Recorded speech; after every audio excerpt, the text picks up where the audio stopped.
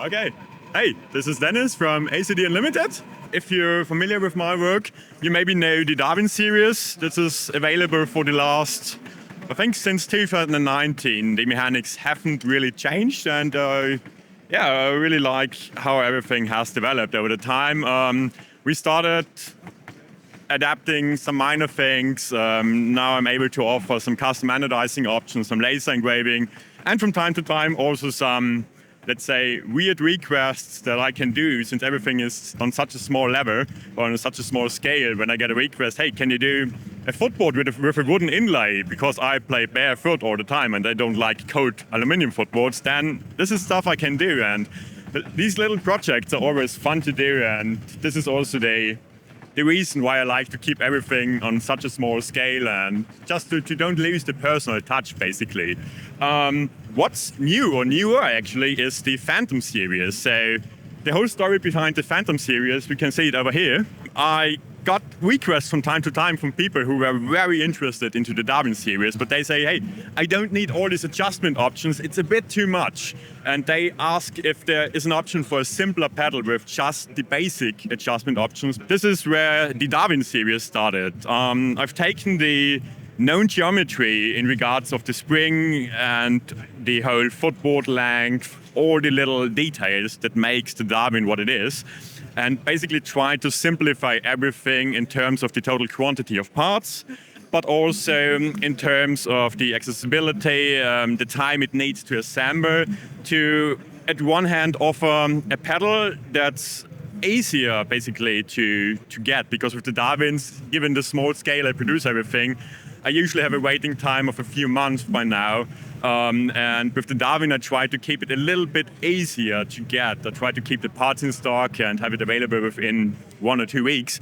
And also, given the little quantity of parts, or the less quantity of parts, it also helps to get the costs of machining and assembling a bit down. And so I can also offer it as at a more affordable, quote-unquote, price point. So the Phantom is also like the Darwin. It's still modular, so you can change from a long board to a short board with different footboard kits. You can also change from strap drive to direct drive, depending on what you're looking for, what you prefer. And in the overall adjustability, you still have your footboard angle. On the direct drive option, you have an option to basically adjust the leverage and change the feeling in that regard. The spring tension is similar to the Darwin, adjusted on the side with a little wheel that clicks in place and indicates, so everything is super easy, accessible, and also reliable. This is a very important thing. The beaters and the drive shafts are taken from the Darwin and also from the upgrades I offer. Overall, I also try to keep everything as symmetrical and clean as possible. So you always have a dedicated left pedal and the right pedal, which gives you the nice option to have some room to the outside. So if you do some more advanced foot techniques where you really like to slide sometimes with the heel outwards, you have this accessibility on both pedals. And the nice thing also is, if you look at the pedal, it's always symmetrical as close as it can be. A little quirk with this pedal, on a double pedal, usually the left pedal controls the left beater and the right pedal controls the right beater. On the Phantom, it's the other way around. The thing is, it's basically a broken opportunity, as I like to call it. I could just place the slave beater here. The problem is that then you have a huge offset, and on an acoustical bass drum you can hear and feel this offset. And I wanted to have it as symmetrical as possible in a single pedal and a double pedal setup. So I thought I already go with the slave side driveshaft connection. I already go through the pedal. So I thought I could do this on the main side as well. So this gives me the option to offer a single pedal that can be always adapted to a double pedal. And it has the little quirk that basically the slave adjustment runs through a hollow shaft to the other side. A little detail on the Phantom that's different to the Darwin is the hoop clamp. I always wanted to have some sort of quick release hoop clamp, but something that locks mechanically, because everything spring-loaded is usually not enough to hold the pedal on the hoop. So this hoop clamp basically has a little lever. It's just like a space holder. You can preload the hoop clamp with this little screw, and then you can open and close it with this lever. And this basically always forces or has enough force to have the pedal attached on a regular practice pad, on a bass drum hoop, on an E1 pad, whatever you want. And you also can adjust the hoop clamp in the length direction to have the beater hit the drum head as parallel as possible. Because depending on what beater you use, sometimes, or depending on the width of your hoop, the beater has to over-rotate. And as soon as the beater has to over-rotate, you lose efficiency on the drum pedal. And it's always a nice thing to have an adjustable hoop clamp to compensate that. A little side project I've been working for quite some time is a snare drum. Again, I used to make staff shell and segmented wooden shell snare drums almost a decade ago or even longer. I started out with a concept that grew slowly over years with having a CNC machined segmented snare drum. So basically, if you look at the shell, you have individual segments which are not glued together. They are just press fitted together with a high accuracy CNC machine parts, some pins, some fittings.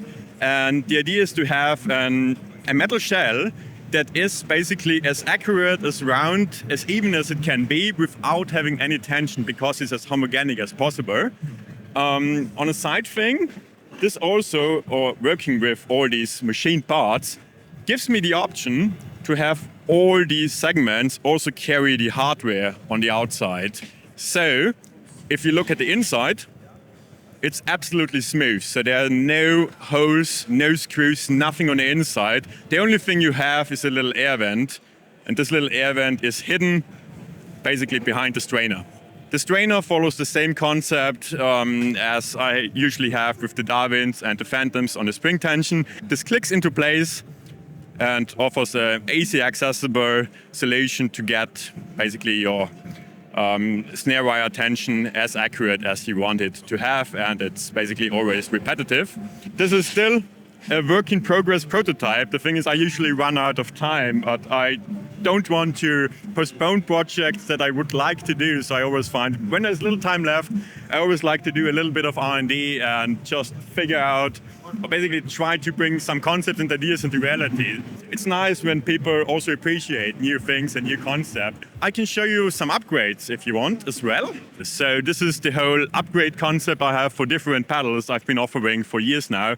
And this is a nice option because if you have a pedal you really enjoy and you want to continue using it and it has some minor flaws and inconveniences you would like to get rid of, I offer the option to just swap out the drive shaft, for example, and to have a reliable performing slave pedal that's just fun to play. And there's no reason to throw it away and purchase a new pedal. There are some other little geometry-wise upgrades, some upgrades to convert pedals from a strap drive to a direct drive or from chain drive to direct drive if you want to explore with that and if you have an eliminator or an Ivan Cobra, for example. But also, as it is with the beaters and the drive shaft, these things are modular. So with the drive shaft, I often have people these days who purchased a drive shaft some years ago for the Ivan Cobra, for example, which has a universal connection. It's always the semi-round connection. And then they get a DW9000, for example, and they want to continue to use the drive shaft. So they can only purchase these little end pieces, which are modular, and they can just switch out the end pieces of the drive shaft and continue to use the same drive shaft. Yeah, this is what I've been doing for over 10 years now, and I hope to continue doing that for a very long time. Thank you very much, and if there's anything I can do, I hope you know how to find me.